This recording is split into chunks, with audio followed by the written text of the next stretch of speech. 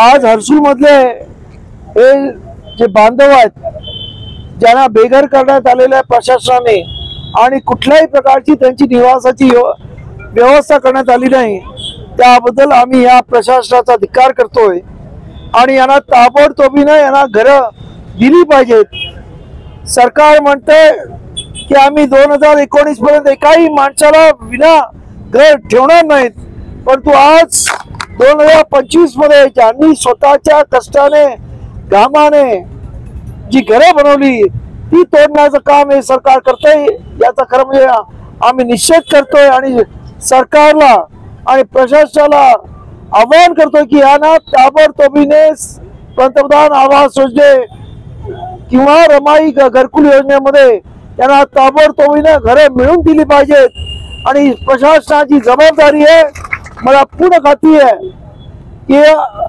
आता आम्ही रिपब्लिक सेना पूर्ण ताकदीनिशी यांच्या पाठीमागे उभे राहतोय आणि यांना न्याय मिळवून दिल्याशिवाय आम्ही रिपब्लिक सेना गप्प बसणार नाही। आमचे संभाजीनगर मधले सर्व कार्यकर्ते त्या खांद्याला खांद्या लावून या सर्व लोकांबरोबर यांच्या आंदोलनामध्ये सहभागी होतील आणि आयुक्तांना जाब विचारण्यासाठी 1-2 दिवसामध्येच आमचे कार्यकर्ते आणि हे सर्व मंडळी आयुक्तांना भेटल्या जातील एवढं मी सांगतो आणि यांना न्याय मिळाल्याशिवाय रिपब्लिक सेना गप्प बसणार नाही असं आपल्या आश्वासन देतो। साहेब, आपण आता सत्ताधारी पक्षासोबत आहोत, आपण सत्ताधारी पक्षासोबत असताना मी सत्ताधारी आहे का? मी सत्ताधारी पक्षाबरोबर नाही, मी त्यांच्या एका गटाबरोबर कार्यकर्त्यांच्या संदर्भामध्ये राजकीय युती केलेली आहे। तरी हा प्रश्न मला आत्ता कळलेला आहे, हा प्रश्न हे पद मी घेऊन जाणार आहे आणि तिथं एकनाथ शिंदेची मी बोलीन याबद्दल। परंतु आज हे जे झालेलं आहे महानगरपालिकेने तोडकाम केलेलं आहे, त्यामुळे हा महानगरपालिकेच्या प्रशासनाशी हा संदर्भात असल्यामुळं त्यांनी सुद्धा इकडच्या जे आमचे कार्यकर्ते असतील ते इकडे सुद्धा आवाज उठवतील। मी तिकडे त्यांना जाऊन याच्याबद्दल चर्चा करीन आणि याच्यावरती कसा मार्ग काढता येईल याबद्दल पाहणार। 2 गोष्टी सुरू झालेल्या आहेत, एक शहरांमध्ये ज्या आंबेडकरी वस्त्या आहेत या उद्ध्वस्त करण्याचं काम सुरू आहे, तर दुसऱ्या बाजूला गायरान पट्टे जे आहेत गायरान जमिनी आहेत त्यांना तिथून हाकलण्याचं काम प्रशासनाच्या वतीनं, याबद्दल पक्षाने का आता भूमिका घ्यायचं ठरवलेलं आहे?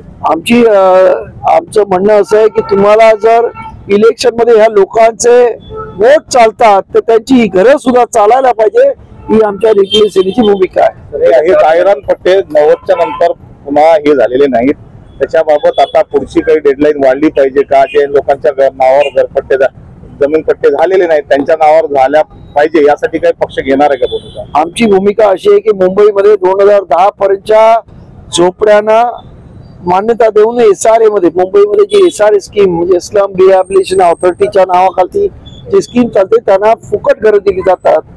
तर मग ह्या ग्रामीण भागातल्या लोकांना अशा पद्धतीची घरं का दिली जात नाही? ग्रामीण भागातल्या या जनतेवर का अन्याय केला जातो हा आमचा सवाल असेल आणि या संदर्भात आम्ही आवाज म्हणजे आम्ही उपमुख्यमंत्र्यांशी भेटणार आहोत आणि त्याच्यामध्ये याबाबत चर्चा करू। 7 महिन्यापासून लोक रस्त्यावर आंघोळ करतात आया बहिणी, इथे श्रीमंतांच्या सदनिका तशाच आहेत पण गरिबांना बेघर करून रस्त्यावर आणलेला आहे, तुम्ही कसं बघताय सर? आता यांना तातडीने न्याय मिळेल का? माझा प्रयत्न असणार आहे, मी प्रयत्न नक्की करीन या संदर्भामध्ये। मी या आठवड्यामध्ये एकनाथ शिंदेना भेटून या संदर्भात चर्चा करीन आणि नक्की यातून काहीतरी मार्ग आपण नक्की काढू अशी मला आशा आहे। धन्यवाद।